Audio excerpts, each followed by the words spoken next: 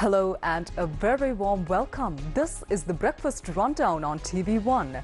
I'm Therunee Karunaratne. As always, the Breakfast Rundown is ready to bring to you details on this morning's top local, international and sports stories. You can stay tuned with us for the news in detail. Well, let's move on to the top local news item for this morning. The committee stage of the budget, also known as the debate on the third reading of the appropriation bill, concludes today. And as we know, this committee stage debate has been held over 23 days, including 4 Saturdays as well. And the vote on this is scheduled to be held at 5 p.m. today. Today's debate will focus on the expenditure head of the Ministry of Finance, Planning and Economic Affairs. The second reading of the appropriation bill, which we also call the budget speech, was approved in Parliament on the 25th of February with a majority of 109 votes. President Anurakkumara Dissanayake presented the 2025 budget to Parliament on the 10th of February. On to some local government election-related news now. The National Election Commission announced yesterday that the local government elections will be held on the 6th of May. In a statement issued yesterday afternoon, the Commission revealed that 107 registered political parties as well as 49 independent groups have submitted their nominations for this upcoming election. Approximately 8,500 individuals are set to be elected to the country's local government institutions in this upcoming election. The acceptance of nominations for the 2025 local government polls closed at 12 noon yesterday. And it is noteworthy that this year, nominations submitted by many recognized political parties as well as independent groups were rejected by the National Election Commission for multiple reasons. Meanwhile, the National Election Commission said that the names of the candidates of the upcoming local government elections will be made public through a Gazette notification within the next week. On to some more local news now. The fire that broke out last evening in a 3-story building on Kirimandala Mavatha Narahenpita has by now been successfully extinguished and no one was injured in the fire. 3 fire trucks belonging to the Colombo Municipal Council were deployed to control the blaze. The fire was successfully extinguished within a short period of about 1 hour. The cause of the fire is suspected to be a gas leak and no one was injured.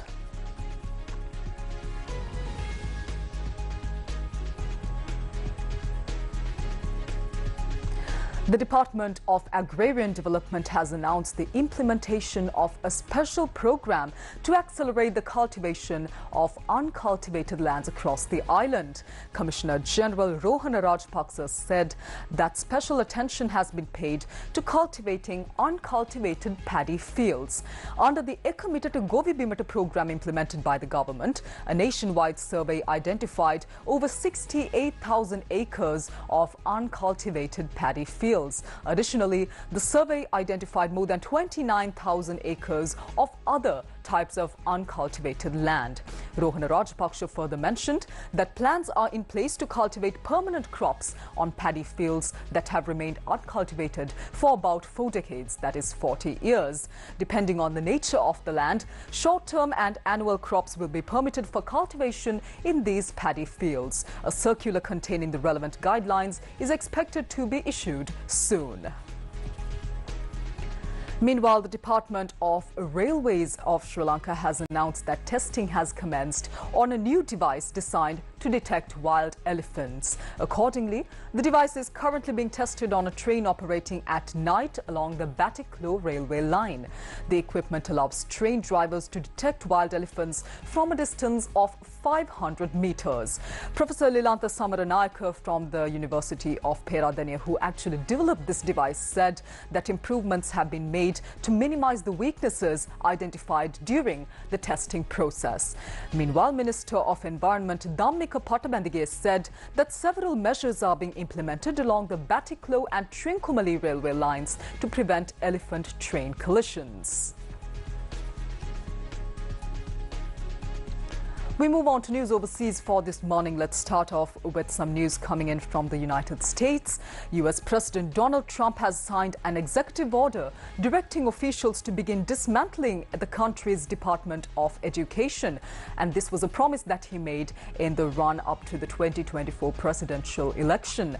Trump said after signing the order on Thursday, and I quote, "We're going to shut it down as soon as possible. It is doing us no good," unquote. Now, Trump has long called for the department to be axed, a cherished goal for some conservatives, but completely shuttering it would require approval by Congress, and this is quite unlikely. The move is already facing legal challenges from those seeking to block the agency's closure, as well as sweeping cuts to its staff announced last week. Trump said the U.S. spends more money on education by far than any other country, yet students rank near the bottom of the list in terms of success. The White House stated that his administration would move to cut parts of the department that remain within legal boundaries. But many of the Trump administration's initiatives, which include mass firings, cutting federal agencies, and aims to slash spending, have faced many legal challenges, and this executive order is expected to encounter similar obstacles once again. At the ceremony, Trump praised Linda McMahon, who he appointed to lead the department, and expressed his hope that she would be the last Secretary of Education. He said he would find something else for her to do within his administration. Established in 1979, the Department of Education of the United States oversees funding for public schools, administers student loans, and runs programs that help low-income students in the country as well. Trump has accused it of indoctrinating young people with racial, sexual, and political material. The agency also plays a prominent role in administering and overseeing the federal student loans used by millions of Americans for paying for their higher education. Let's move on to more news overseas now. Allow me to shift your attention to the Middle East. Hamas says it launched 3 rockets at Tel Aviv, the first time the group is known to have fired back since Israel resumed its military offensive in Gaza. Israel said it intercepted one of the missiles and the others fell into uninhabited land. At least 591 people, including more than 200 children, are said to have been killed since Israel resumed its fighting on Tuesday. The Israeli Defense Forces, also known as IDF, said on Thursday that it had started a ground operation in the Palestinian territory. There had been a reprieve from large-scale military action since January, when the ceasefire began between Israel and Hamas began. Let's move on to sports news.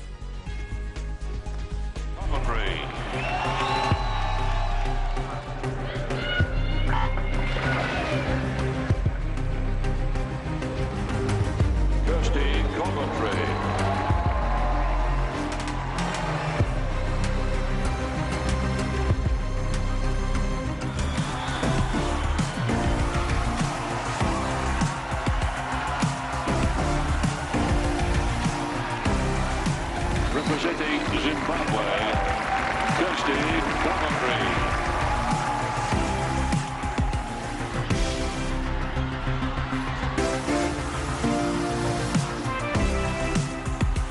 Winner of the silver medal, representing Zimbabwe, Kirsty Coventry.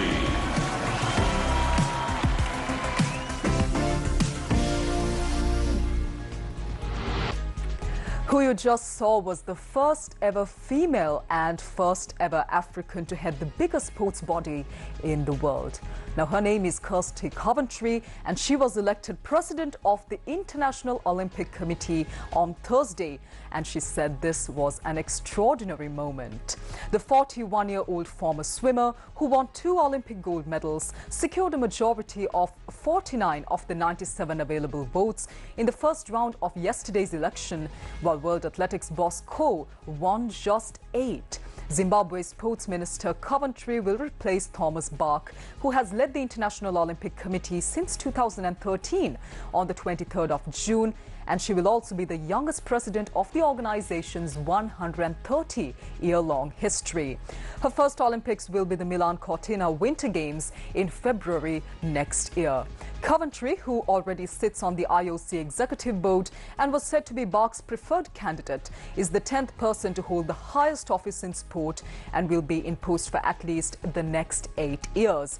Coventry has won 7 of Zimbabwe's 8 Olympic medals, including gold in the 200-meter backstroke, both at the 2004 and 2008 Games.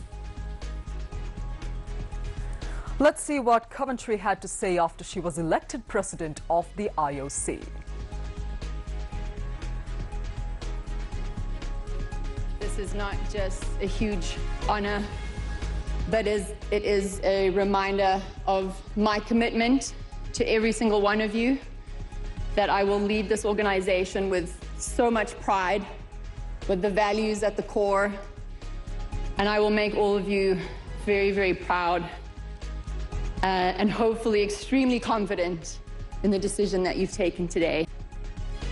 Well, that's a wrap of this week's final edition of the Breakfast Rundown on TV1. I'm Therunee Karunaratne. I'll see you once again on Monday, the 24th of March, with more of the very latest from here at home and around the world. Until then, take care, have a wonderful day and a weekend ahead.